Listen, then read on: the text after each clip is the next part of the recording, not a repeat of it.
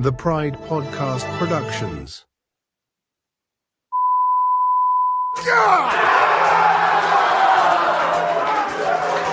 You're good enough for Detroit, Jay.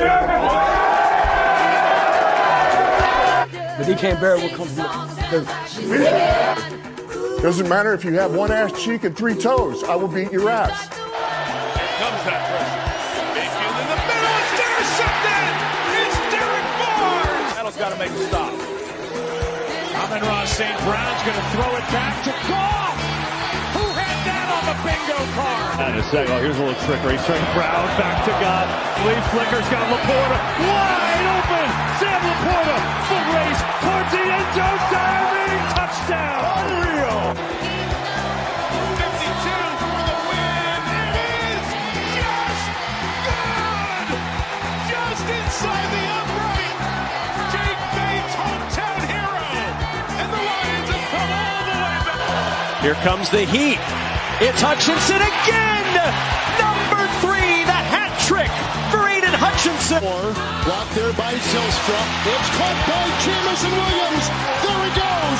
Foot race with Miller. Foot race with Savage. That is 6 for number 9. Just like the wine ring does, sing songs and I should sing it. Ooh, baby, ooh. Just like the wine ring does, sing songs and I should sing it.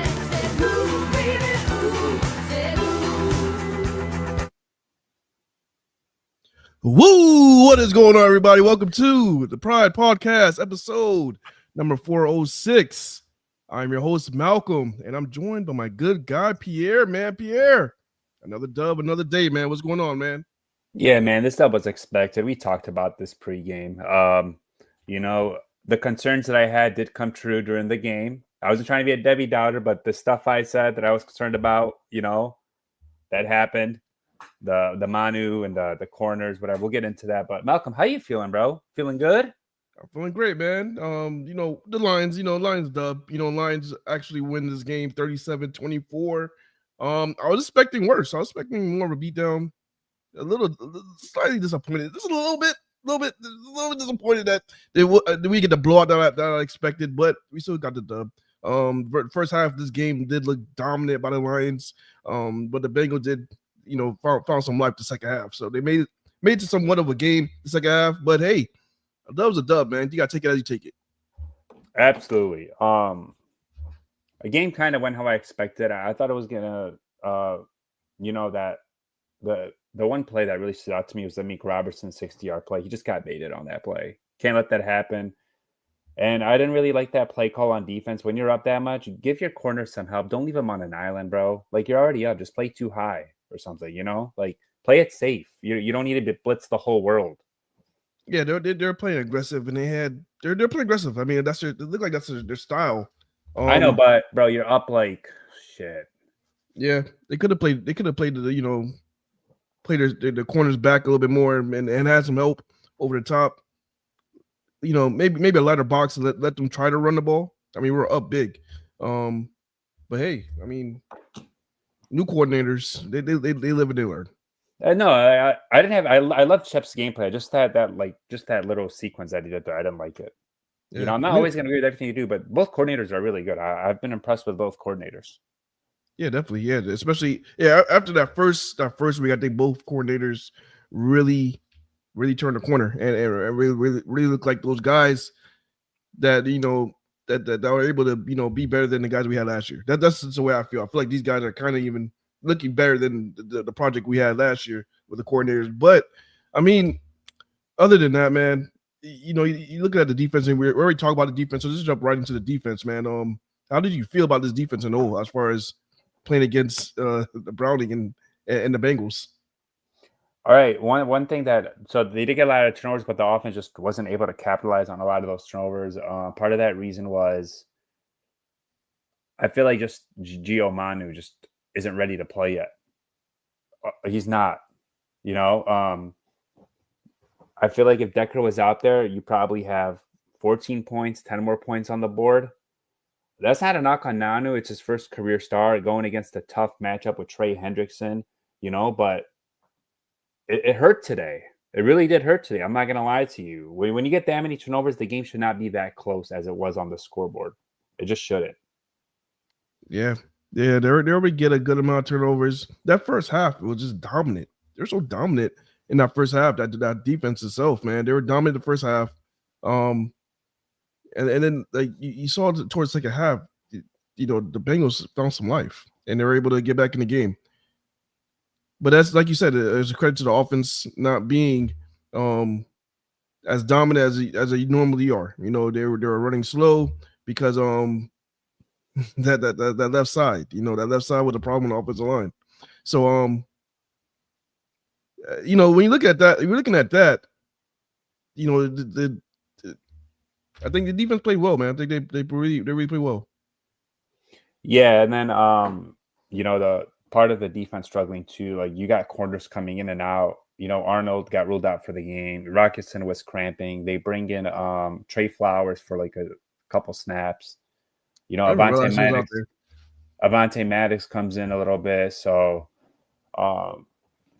hopefully those guys are okay. Rock hopefully just cramps. And then Arnold was ruled out with a shoulder injury, and he had that injury last week as well. Left the game last week with that. So hope he's okay, but we'll see what happens. Big matchup versus KC. That you mentioned it does make sense because after all the corners like starting to they were getting hurt like left to right, and then once like they started going down, that's when you started noticing that the Bengals finding life and then making the big plays and down the field.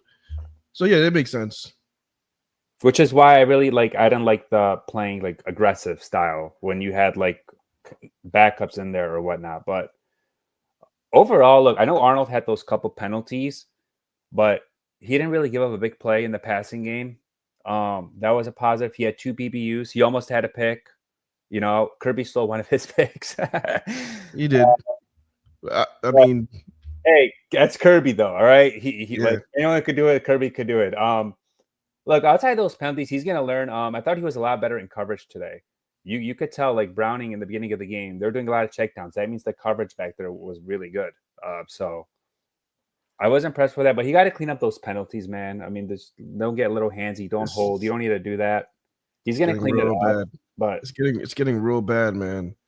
But Malcolm, he had 2 really nice PBUs, almost had a pick. So I mean, a lot of positives. This was his best game in coverage of the season. Yeah, to be fair though, man, Browning was playing like complete dog shit in the first half, man. I mean, no, but Malcolm, he was playing like ass. I know, but it's still a positive though. He didn't give up no long play. He didn't get beat. He didn't get targeted deep, which is good. It's good, but yeah, I mean those penalties, man. He got to clean. Rocketson was outstanding today. He was. I thought he was really good. They tried him deep, got that PBU literally 1-on-1. He got that PBU, was making tackles, good and sticky in coverage. Real, I was impressed with him. I'm not gonna lie. Like I'm gonna give you an example that Rocky Ya-Sin play where he had that PBU. If that was Terran Arnold, 100, I guarantee you that would have been either a pass interference or he would have given up a touchdown. Probably would have held him.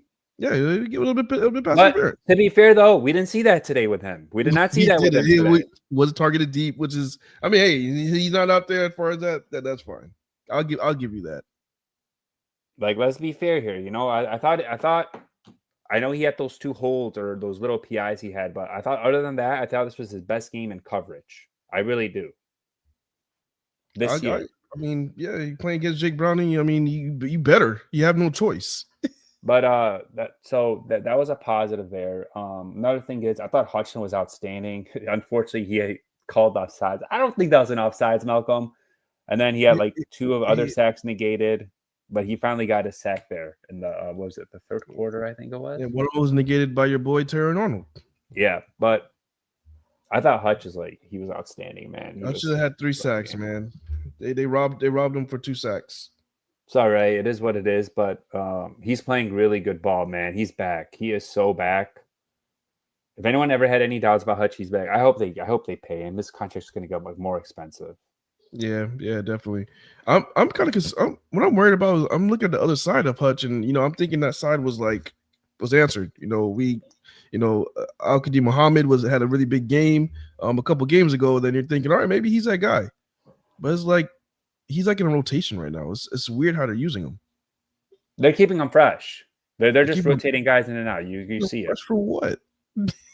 Keeping him No, fresh. they're just rotating guys. Lacey, Muhammad, those guys are just rotating. So We need production. They didn't find somebody to get production, man. they had production. That's that. What type of production? What pressures? Because They they ain't had get no pressures sacks. today. Yeah, they had pressure. They They ain't had get no pressures. sack. They ain't get no sacks. Another guy to give a shout out to on defense. Alex Anzalone was outstanding in coverage.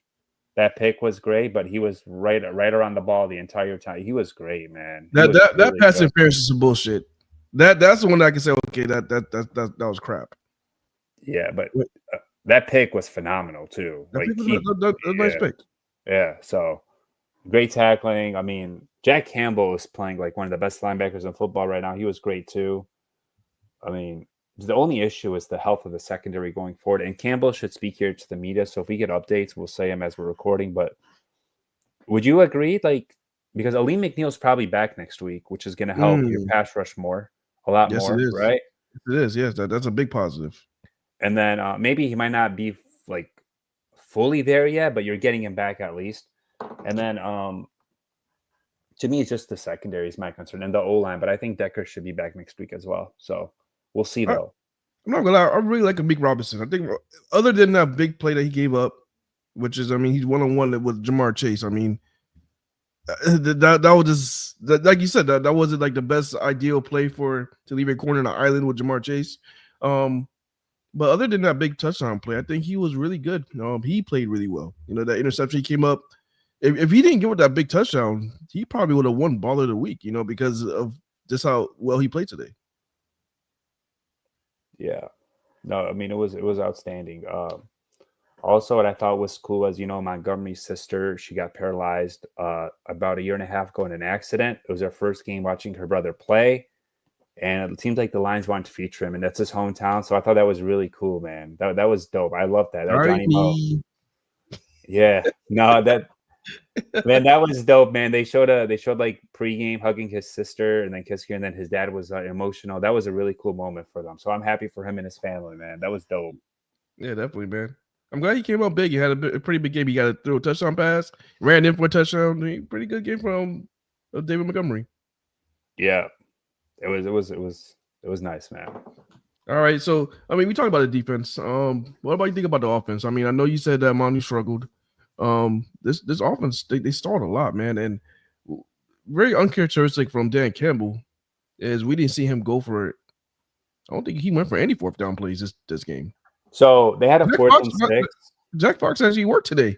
Yeah, they had a 4th and 6 midfield, but like the left tackle was struggling. They weren't really getting into rhythm. So I actually didn't mind that punt. And you're going against Jake Browning, like it's not like you're going against like a better team. So I didn't mind that punt. They weren't like really moving the ball that well.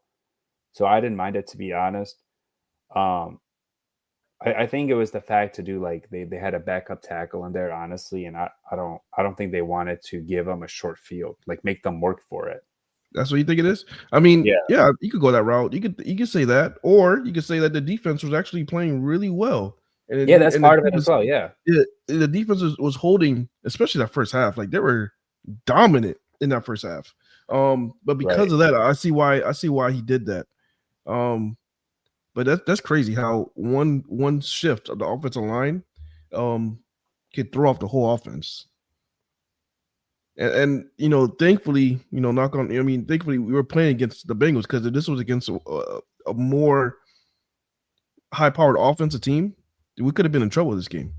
And that just because of the whole left side. So, I mean, hopefully everything is fixed. By next week, we got Kansas City.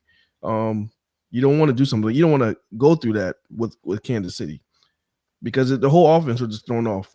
And you could tell, like this was the first game we allowed a sack. I believe we allowed a sack. Goff fumbled. It was a lot. It was a lot going on. Yeah. One thing I'll say, Kansas City doesn't have the star receivers that Cincy has, but they have Patrick Mahomes. Exactly. And on defense, they have Spagnuolo. They have a great defense, and they have Patrick Mahomes. So they're also like a really well coached team. So you got to lock in there. You can't make these mistakes they're making this week, next week. You'll lose the game. Yeah. Chiefs take advantage of mistakes you make, so you can't make those plays. Hopefully, like I said, hopefully Decker is back. That'll leave you a lot of concerns. And then the secondary, I mean, it is what it is. We'll see what we have out there. Yeah. Yeah. Secondary, shoot. I mean, to be honest with you, long as like, even if it's just a Meek and Rocky Sins out there, I'm okay. I don't mind those two guys being our starter. The only question will be who will be our nickel. Yeah. Avante Maddox. Yeah, they do that. I'm okay. These guys all have started, but like Maddox is, I don't know. I mean, it is what it is, bro. He's gonna commit less penalties than freaking Terran Arnold. We'll see where Arnold is at. Well, Dan Campbell's speaking to the media right now, so if he gives an update on Arnold, I'll bring it up. But we'll see if he's okay, if he's gonna miss some time. We'll see what happens. Yeah, we'll see, man. All right, man. I mean, this game is short. I mean, we all know what's going on. What happened this game? Lions won. So let's just go right into the awards. Oopsie doopsie and baller of the week. Pierre, you have the honors for the baller of the week. Yeah, for me, it's Jared Goff. I think it's pretty simple. It could have went to a lot of other guys, but Jared, 19 of 23, 258 yards, 3 touchdowns. He was sacked 4 times, but I mean, he was great, man. Jared Goff was great.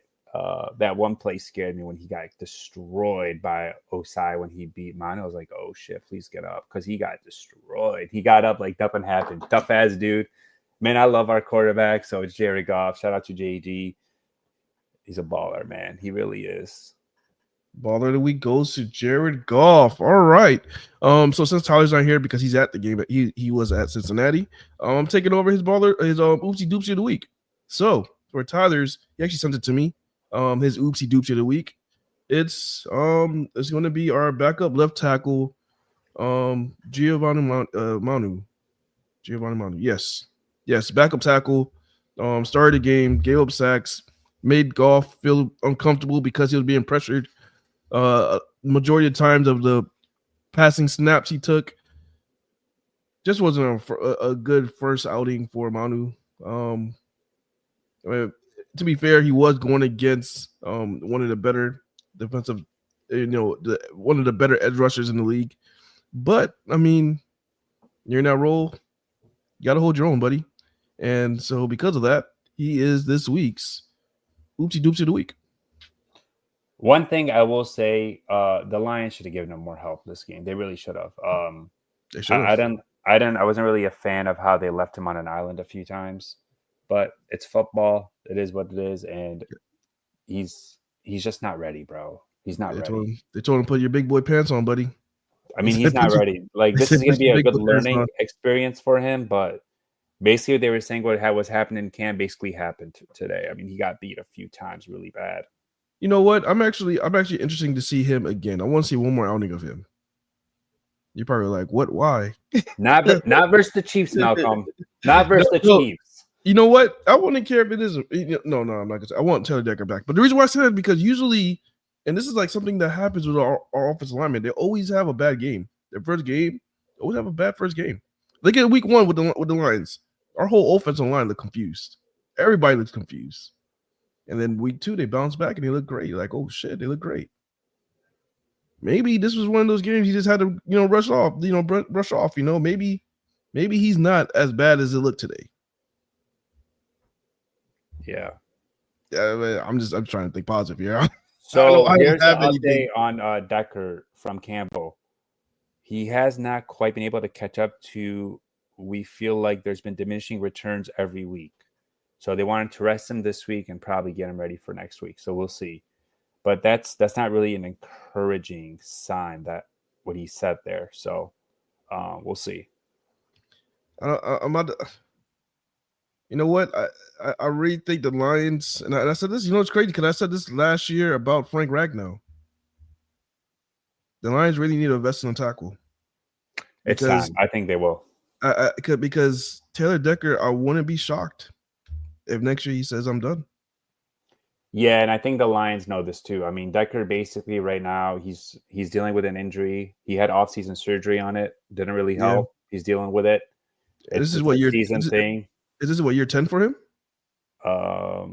I don't know. It's been a lot of years though. So It's been he's been here. He's been online for a very, very, very long time.